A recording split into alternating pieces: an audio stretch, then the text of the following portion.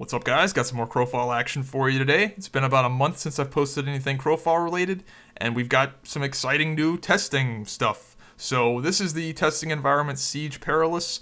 This was designed to test out destruction mainly. One team has to attack a keep, and the other team has to defend a keep, and the attackers actually literally break the walls down of the keep and then try to invade the keep and kill the tree at the top of our tower thing.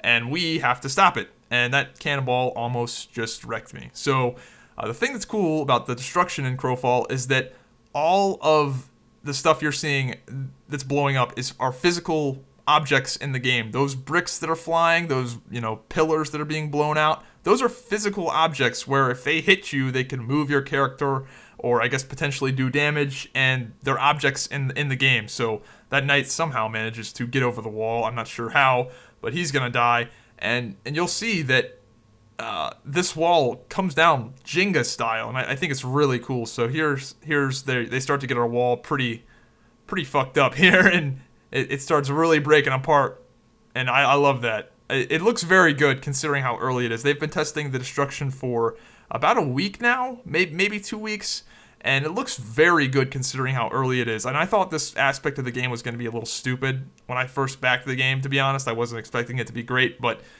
this is actually pretty cool, and I was shocked that it is as cool as it is. So the enemy team's going to start coming over this wall, and our strategy here was to all just wait for them to break the wall down and just use this natural choke point as a way to just wipe them out, and it worked out brilliantly for us. So getting over this wall is tough. All of these objects, you get stuck on them, and a lot of that is because the physics in the game are very clunky right now. But at the same time, it should also kind of be a pain in the ass to get over a wall you just broke down. It's not going to be like an easy stairway. Like if you think about it, like realistically, it would be tough to get over a broken down wall. And anyway, so we're wiping these guys out really easily. They're all clumped up in this natural choke point. Our ranged are going ham with all the AoEs and the fire tornadoes, and I believe it was Dredden that thought of this strategy to just let them break the wall down and then just wipe them out as they come through. And it worked out brilliantly.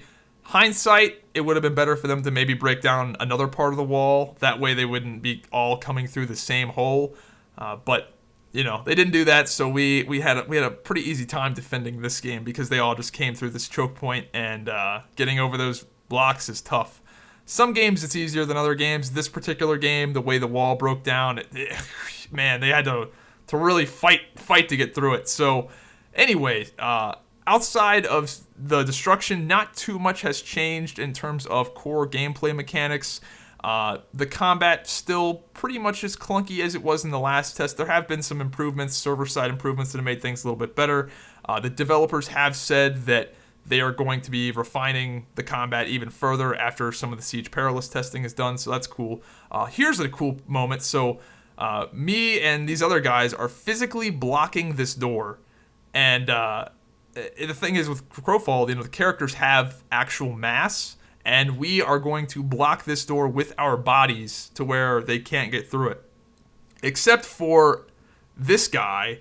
This fucking Legionnaire gets knocked up perfectly by a Confessor right over top of us.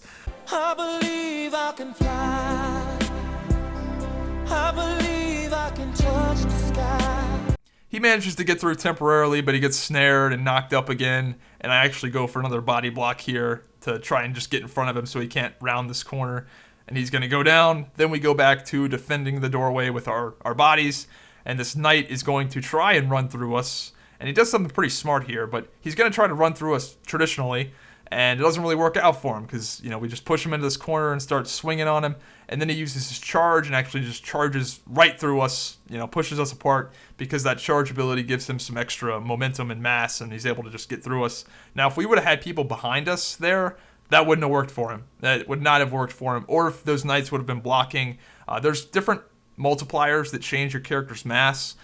So it's going to be interesting to see how the tactics evolve in this game, because right now everybody's just running around like a chicken with their head cut off. But you can see the early signs that you're going to be able to do potentially some pretty cool stuff with all the characters having mass and the projectiles and stuff. So anyway, there's a new archetype coming to the game fairly soon. It's a support class. It's a healer / DPS, And it's got a cool mechanic to it. So the way the druid works is that if you heal too much, then you will literally catch on fire and die. So to counteract this, you've got to do damage, and when you do damage, you are essentially like cooling yourself down. That's the way that I interpret it. So you've got to, find this mix of healing and damage. If you heal too much, then you could hurt yourself. And I don't know if there's a penalty for doing too much damage or not. But I like that mechanic of having to balance it out. And they're trying to avoid fire hose healing to where you just spam, one guy just spams heals 24/7.